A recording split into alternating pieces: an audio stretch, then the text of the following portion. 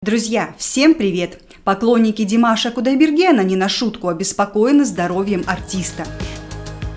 Напоминаем, Димашу в одном из мини-интервью на шоу Shine Super Brother задали вопрос: какие у вас возникают проблемы, трудности? И певец ответил: я бы не стал говорить о трудностях, кто-то знает об этом, кто-то нет. Я не хотел говорить, но раз уж настаивают, мне нужно сделать 3-й раз операцию на нос. Но я ее сделаю потом, после этого шоу.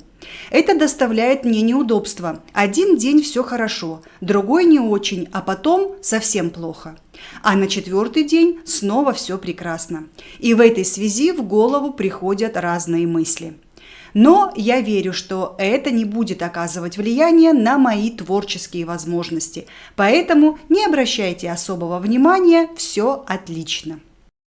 Да, друзья, короткий, но тревожный ответ Димаша вызвал бурю сочувствия у поклонников. Вот комментарий от внимательной Лейлы Нова.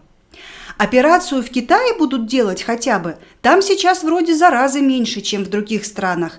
А заметно было год назад, что у него лицо долго было одутловатое. И весной этой он сказал, что у него что-то было. И нос был опухший, а лицо в пятнах. Может, он и петь стал редко не из-за локдаунов, а из-за проблем с носом и операций. Ассаламу алейкум, құрметті отандастар, құрметті бауырлар. Сіздерге ең алдымен денсаулық тілеуге рұқсат етіңіздер. Друзья, но это мнение Лейлы Нова, а вот что по этому поводу ранее рассказывал учитель Димаша Марат Айтимов, когда ему задали вопрос: а что за история с операцией на нос Димаша, которая была сделана несколько лет назад?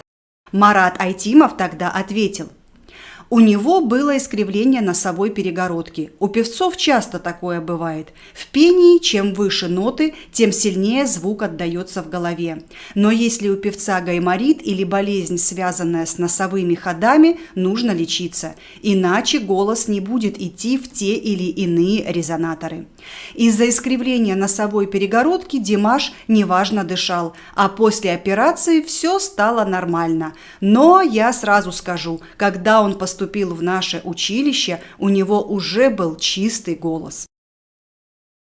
Друзья, как сказал Димаш, не обращайте особого внимания, все отлично, значит, пока нам не стоит беспокоиться. Но как не беспокоиться, если в будущем артисту все же предстоит операция, и не для красоты, как у корейских певцов. Димаш и так обладает естественной природной харизмой и красотой. Медицинское вмешательство, как мы поняли, необходимо чисто в профессиональном плане для поддержания вокальных возможностей певца.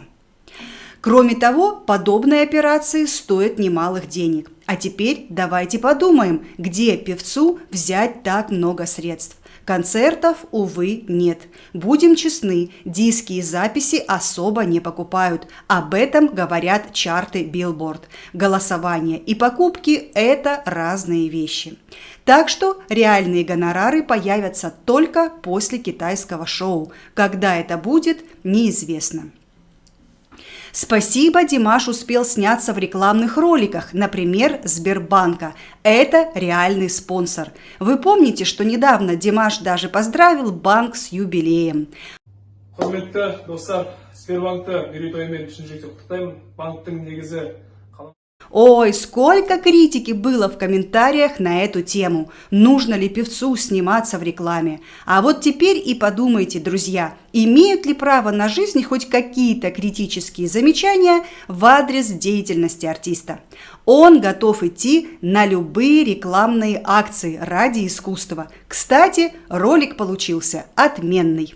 Друзья, давайте пожелаем Димашу здоровья и еще раз здоровья. Всем вам большой рахмет за внимание.